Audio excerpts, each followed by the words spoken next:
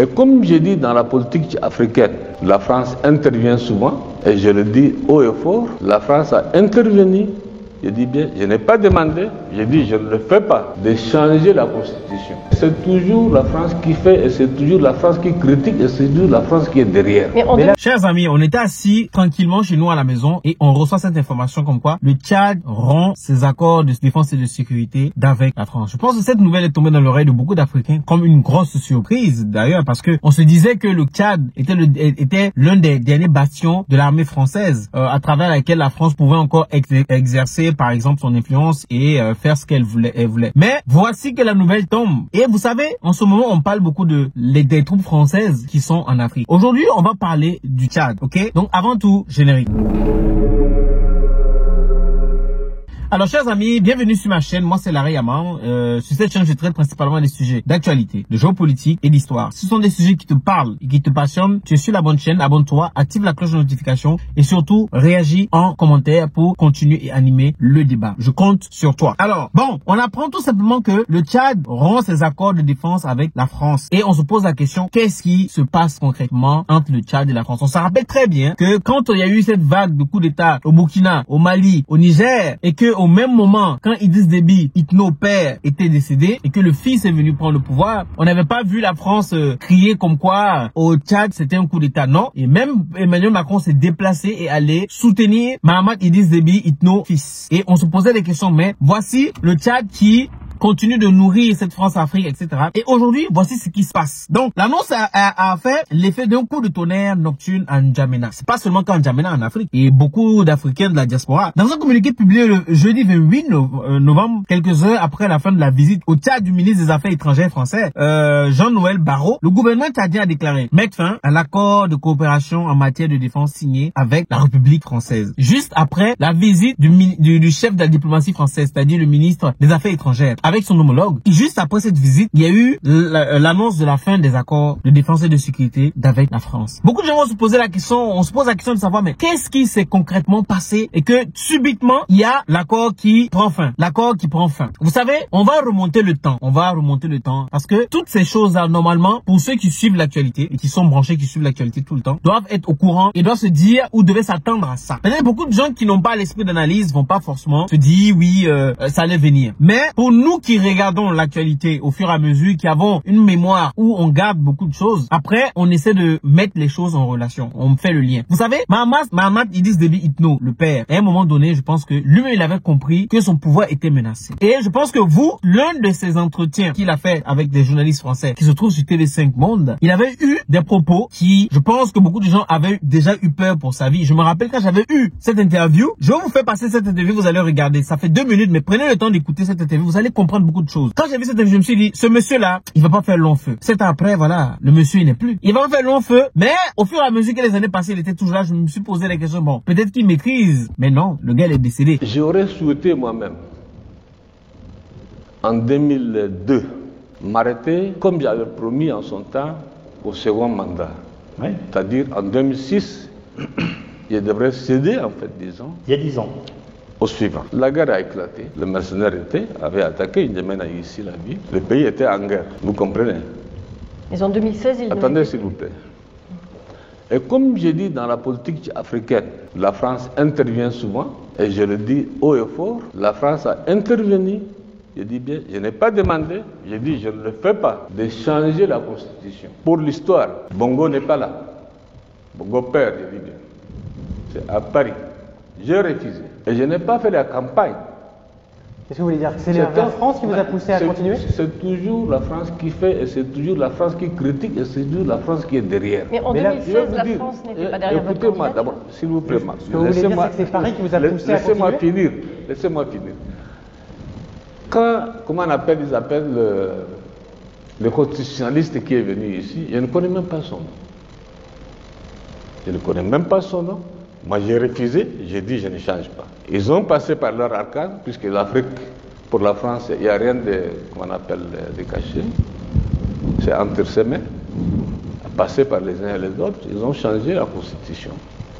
Ce n'est pas Déby qui a changé la Constitution. Ce que vous dites clairement, c'est que c'est Paris qui vous a forcé la main pour rester au pouvoir. J'ai dit que en tant que soldat, j'ai donné ma parole d'honneur en son temps de quitter le pouvoir en 2006. Il y a deux choses qui sont intervenues. La guerre, évidemment. La deuxième, c'est la France. Qui vous a dit de continuer? Bien sûr. Et maintenant, aujourd'hui, ce sont ceux-là même qui ont changé la Constitution qui me critiquent. Ça ment, même, il y a des questions, on se pose des questions, on dit que c'était un combat entre deux généraux à coups de revolver, mais qu'est-ce qui prouve ça? Mahamat Idriss Déby Itno, père, disait maintenant tout ce qui se passait dans la France-Afrique. C'est pour ça que ce monsieur-là, je pense qu'il a été éliminé. Alors, on continue. Donc, l'annonce de la rupture prend de court tous les observateurs, alors que le ministre et son entourage n'ont rien laissé paraître au sortir de leur rencontre avec le président Mahamat Idriss Déby fils.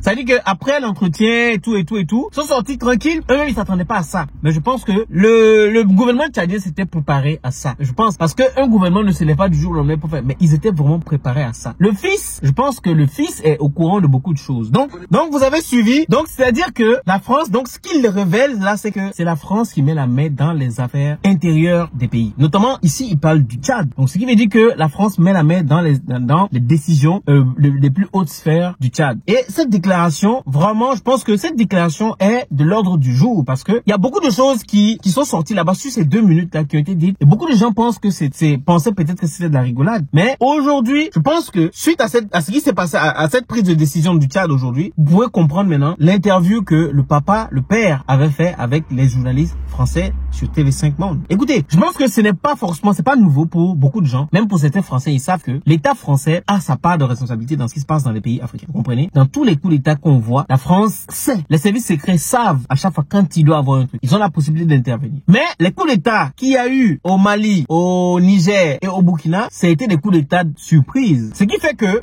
ils peuvent pas, ceux qui sont les auteurs de ces coups d'État ne sont pas des pro-système français. Vous comprenez? Donc ce qui fait que c'est très difficile pour eux. Vous avez vu les révélations du général Assimi Goïta comme quoi quand il avait pris le pouvoir, il avait été appelé par le président et on l'a dit, il faut qu'il fasse une annonce pour. Donc c'est ça. Quand les coups d'État sont organisés par des puissances extérieures, c'est eux qui vont diriger et manigancer ce coup d'État. Mahamat Idriss Déby Itno père a dit, lui, il ne voulait plus être président, mais on l'a poussé à changer la constitution. Il a dit qu'il ne voulait pas. On lui a amené un constitutionnaliste et il a refusé. Mais ils ont tout fait, il est resté. Vous comprenez? Maintenant, moi je vais revenir sur le fait que quand on regarde même l'entretien, le fait de vouloir dire la vérité, même les journalistes étaient un peu agacés par rapport à du fait qu'il veut dire la vérité et c'était la France. Et eux, c'est des journalistes français. Donc ils vont tendre le micro à quelqu'un qui va dire des choses sur la France, des accusations en gris. Donc c'est pour ça qu'ils étaient agacés. Mais ce qui surprend alors dans cette information que nous avons eue, on ne s'attendait pas forcément à cela. Vous comprenez? On a vu que le Mali, le Niger et le Burkina Faso avaient fait le balayage en renvoyant ces puissances étrangères là